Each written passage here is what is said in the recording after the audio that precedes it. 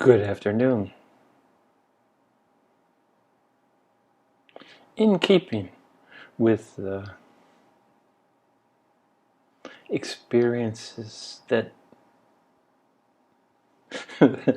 with me as I speak, and has been with me these several weeks, it's always a transition for me. And these are, if no one is watching this, if anyone's watching this, hi, welcome.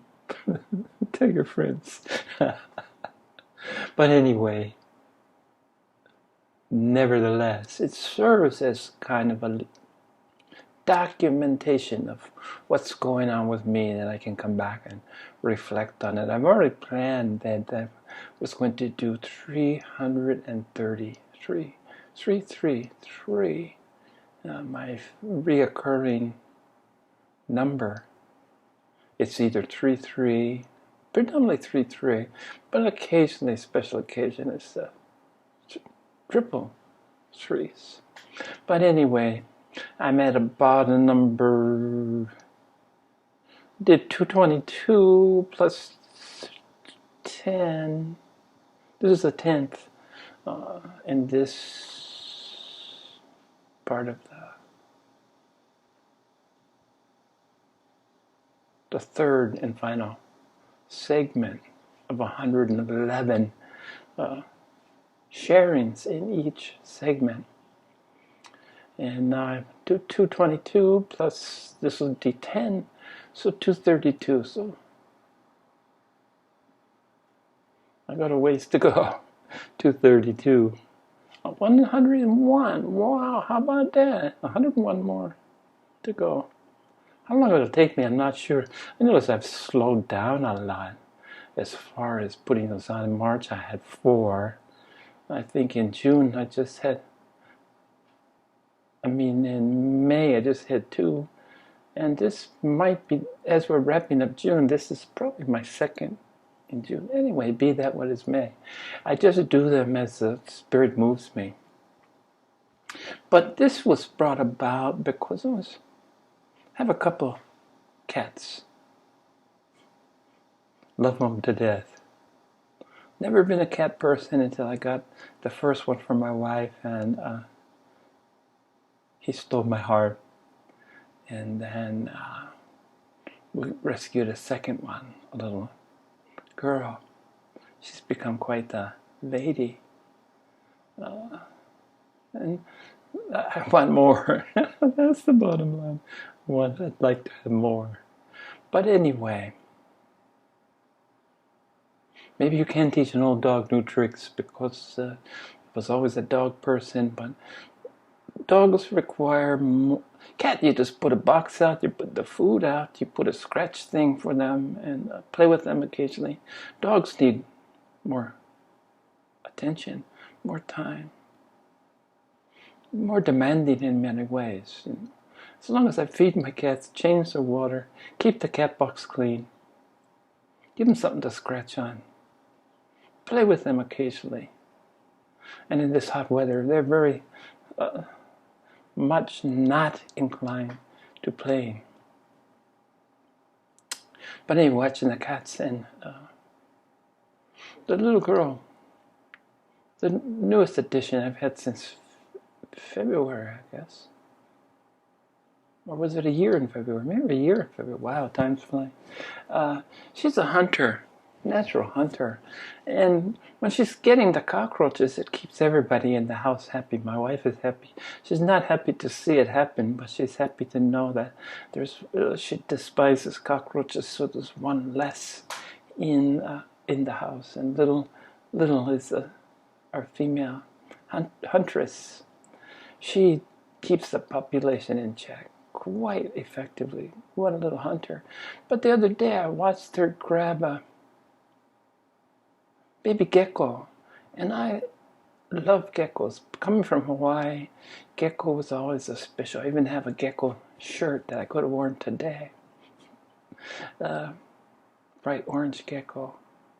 But I love the guys, and they eat mosquitoes and termites and other bugs, and just love to have them around. They usually hang up high, but little The little one didn't learn much, and the young one and my kitty got it. And I tried to save it, but it was already a couple crunches too late. And I remember I felt bad.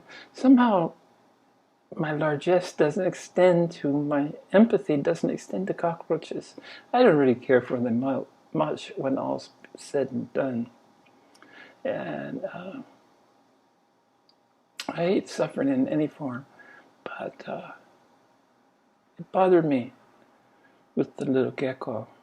And then the big kitty got in and they shared the spoils and played with it and tortured it, and things that cats do. As my vet succinctly told me, cats are killers. And ours don't get outside, they haven't got birds or anything, so big bugs, cockroaches, occasional gecko, still sad. But anyway, I watched them and I understood something, that a change that had been growing in me, blossoming, I want to say, or a realization. And this is how things come to me. They just kind of roll in like the approaching tide. And first I experienced them, and it takes some time to verbalize, to really look closely. It takes a little bit of time to get my attention, and then it just kind of grows into the point where it becomes almost consuming in a way. And this little incident, some things just kind of tip me off and say, hey, here's an area you might want to pay a little more attention to. And it had to do with my realization that essentially nature is indifferent. The nature of nature is indifference. And from a human, from an emotionally, mental reference point, state of mind, indifference seems sort of the antithesis of what people understand spirituality to be. And the amazing thing, the reoccurring theme for me is that when people understand something to be, mass understanding, very seldom in my experience is even close to being reasonable, or much less correct. It's like a Buddha, when you reach the Buddha consciousness, people expect you to be able to walk on water. You should never have a bad moment. You should never be quick-spoken. You should never be judgmental. And what I know to be so is that the ego goes, but there's something else that remains. We have a personality, an indelible stamp of our own uniqueness within the oneness. We're expressed in a unique body after all. So it just seems that seems more than reasonable there'd be some unique tags, some unique characteristics, identifications that would be just simply, we've just put in a category of personality. That's my personality. And personality doesn't cease to exist. And just because you've awakened does not eliminate you from the gamut of all that there is, everything that surrounds you. Your environment, the company that you keep, your monkey mind. I would have given up the monkey mind a long time ago, but I kind of like it now. I kind of attached to the monkey mind. The nonsense, because it keeps everything nonsensical. And the nonsensicalness of things is where I see the humor. And humor, for me, begins, as does everything else, begins here. I focus. I see the humor in so many things that I do. And especially when it's not intended to be humorous in any way whatsoever. That makes it the most humorous. It's about taking oneself too seriously. So, coming back, indifference. Was there another way to look at indifference? The last time I shared, I spoke about, some people, I've heard people call enlightened selfishness, where that the inner focus. I called it awakened selfishness. And I make no claim to be the first. I'm sure that these two words have been linked together by someone at some time. But for me, it holds a special meaning, that what fundamentally we look at is less than desirable behavior, such as selfishness. Indeed, inescapably has its place in the scheme of things. It has its place in the evolution of your soul as you stride from impermanent, non-permanent, awakened states to a state of permanent awakenedness. This inward focus to the point that basically, as much as humanly possible, everything else is ignored and not missed. It's so absorbing. You're absorbed in the self. And it's ironically, this absorption in the self is what necessitates, maybe is a better word, the discarding of the egoic sense, the egoic structure. And it's essentially reassigning your understanding of the mind, what the mind is not meant to tell you what to do. As my friends in human design, a wonderful sidebar, something that you might look into, human design. You're meant to be a passenger, a witness to life, and the mind is in this category of sitting in the back seat, certainly not the driver of what you do, what you should do, even what you want to do, even what you will do, is not in the purview of the mind. The mind, as I said before, aside the monkey mind's for entertainment purposes only. It's a sense of mirth. It's a source of mirth. Inexhaustible source of mirth, as it turns out, interestingly. But we're given these fine minds as a tool, as I mentioned over and over again. It's worth briefly mention here. A tool for gleaming, for sorting,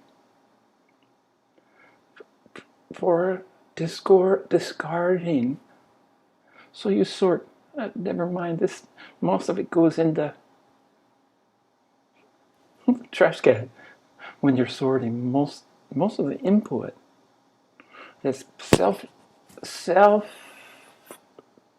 generated or exposure to what's around you. But you look through everything and you discard. This is what the mind is. I found a beautiful use for this fine tool. And we're not gifted with many, so we can't discard. We can't say, stop thinking. Don't. My students would always tell me, don't think too much. I always would kind of laugh when they say, well, what's the alternative to thinking? What could I be doing if not thinking? Anyway, again, big, powerful, active monkey mind. So sorting, discarding most of it. Let's say generally 90% is discarded immediately. Now the 10% needs to be sorted and gleaned. Then you build from, you accept things that are as useful information. And then you further refine the information into knowledge, which is the kernels of information, which is the jewels, if you will, of the information that you've gathered.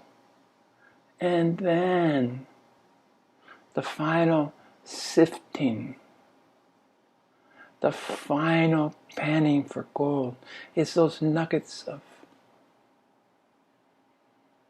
ageless wisdom.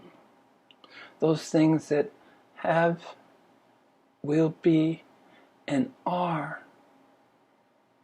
always true, always useful,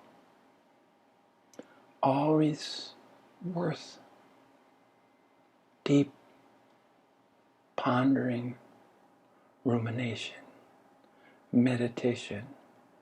These are the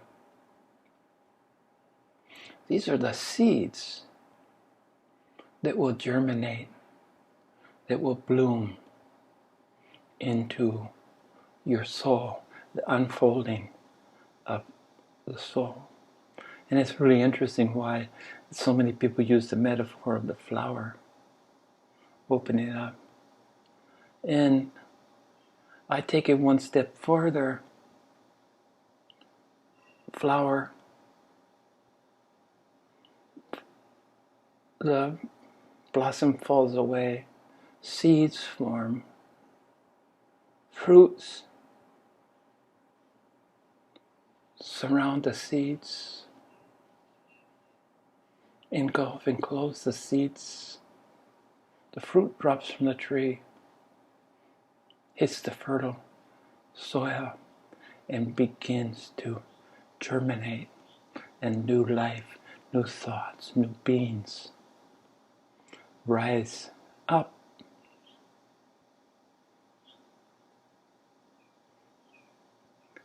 So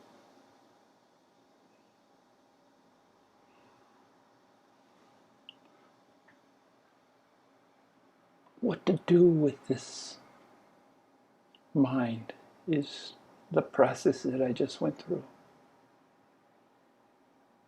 But divorcing, separating, ignoring, discarding any expectations of the mind, as most of us use it, telling us what to do, what we think. Doesn't matter much what we think, as it turns out.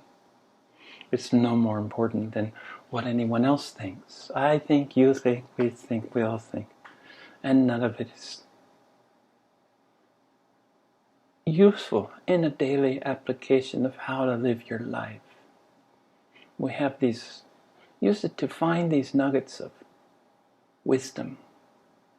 And then it becomes a no-brainer, see? You don't need the brain to know what to do, to know how to behave, to know where to look, to know how to look, to know how to live, to know how to love.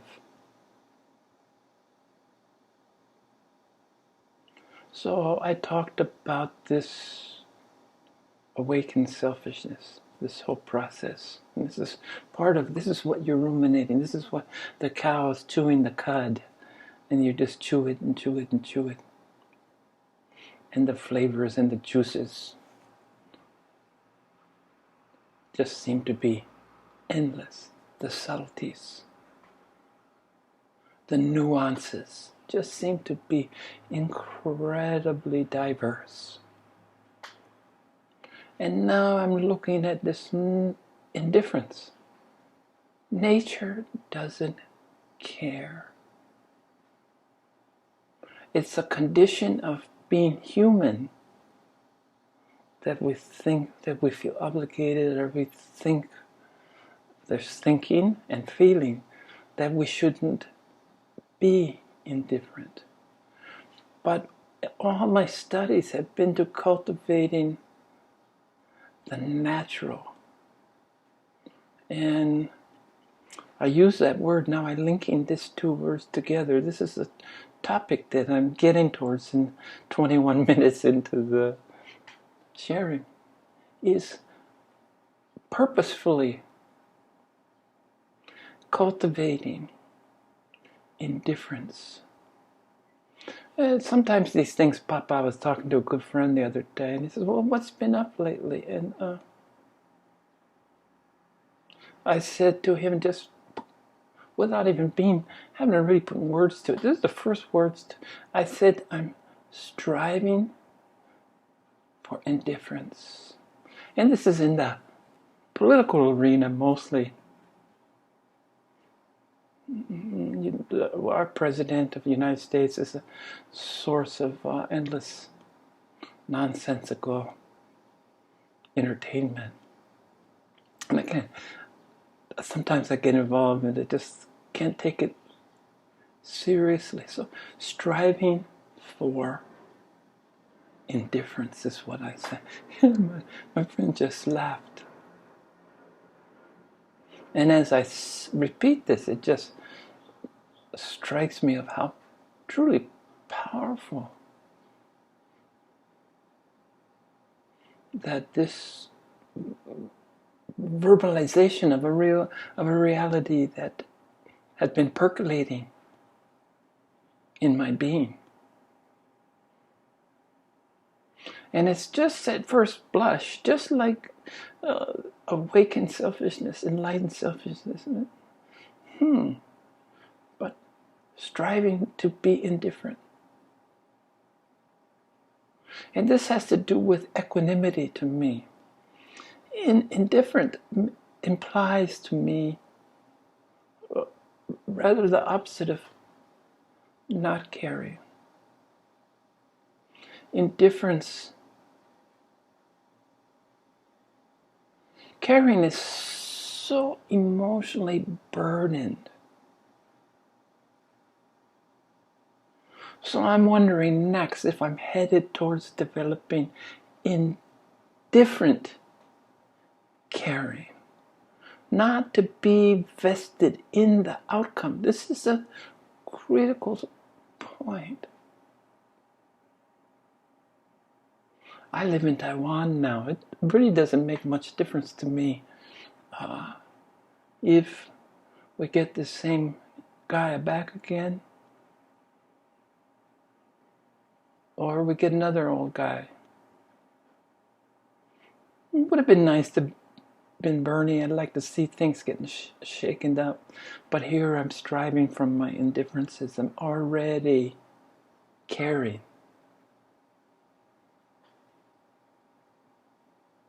Caring in the sense that of the expectations for a particular outcome.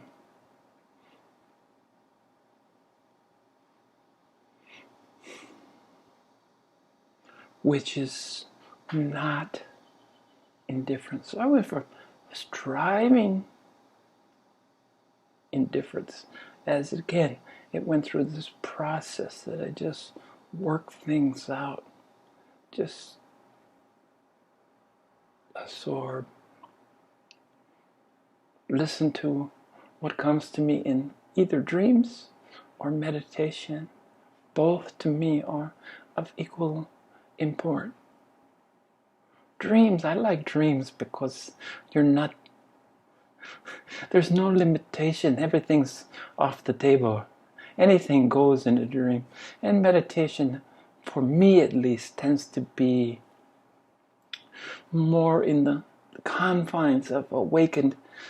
Awakened in the sense that you're not sleeping. Awakened consciousness. Awake consciousness, which is different than awareness.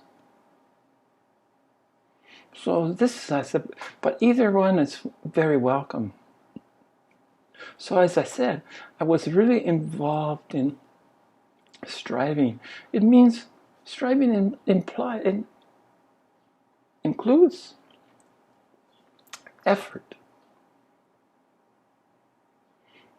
And what I found about effort is that, sure, it's a place to start. But until things truly become effortless, like my meditation process, I've recently gone back to a more formal meditation. I pretty much keep myself in a 24/7 mode of meditation. But I've found that it's necessary to go back to 1 or 2 hours of formal meditation.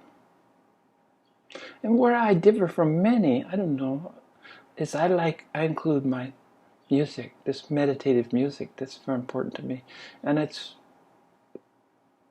more conducive than just silence, although there is a time for silence, and many teachers will tell you that you need complete silence. But I also had people tell me you can't meditate outside. You can't meditate where there's a breeze blowing on you. People have all these rules, and you know what? There are no rules. Sure, in the beginning process, this is kind of helpful information, but nothing is set in stone. Find your own way. Do what floats your boat. Do what works. So anyway, from pursuing, striving for indifference, I notice that is the effort. Now, in the spirit I talked about earlier, of the flowering to the fruiting to the eventual renewal, cultivating is a much more precise, useful. I love words, and I love to try to use them, try to find the best or the most appropriate words that resonate with me, that come closest to sharing this wordless process, this continuity, this continuation, this spiral of growth. Nothing is stagnant. Stagnant is death. And stagnant, by definition, can only be very temporary, just as death is very temporary. It's an unmeasurable moment when the consciousness leaves the body that you could somehow say that one was dead. But almost immediately, other things that are best left unspoken because they're beyond the scope of what's necessary for our existence now. We don't really have to worry about what happens after this. Sometimes you're gifted, sometimes I'm gifted with little glimpses, but again, right here, right now, talking to you, talking to myself, if that's the case, which it is because it's just me in here, is all that there is. This is what all simply being in the moment means, that there's no tomorrow, there's no yesterday, there's only now. And as soon as the word comes out of my mouth, that's the beauty of it. As soon as I say now, it's already not now. It's the past, which ceases to exist. So it's the spontaneous. So cultivating for me more clearly, or maybe it's the next step, striving to something, making the effort, striving for awakening.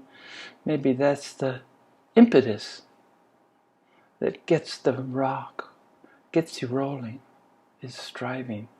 But striving has a short-lived usability. Its period of usefulness is and should be limited and discarded as quickly as you can find something to replace it. So this cultivation, this idea of growing. So I'm at a stage in my life right now, and this is what's going on for me right now, is this growth, this watering, this fertilizing, this caring, this pruning, all the things necessary, all the things within my abilities to nurture. So I look to nature. The old question to me is not very important, nature or nurture. It's both. But there's a time, and nature is talking to me. Nurture implies to me that there's more connection, and there's more caring, and there's more investment in the outcome, expectations. This is what indifference excludes. Equanimity, my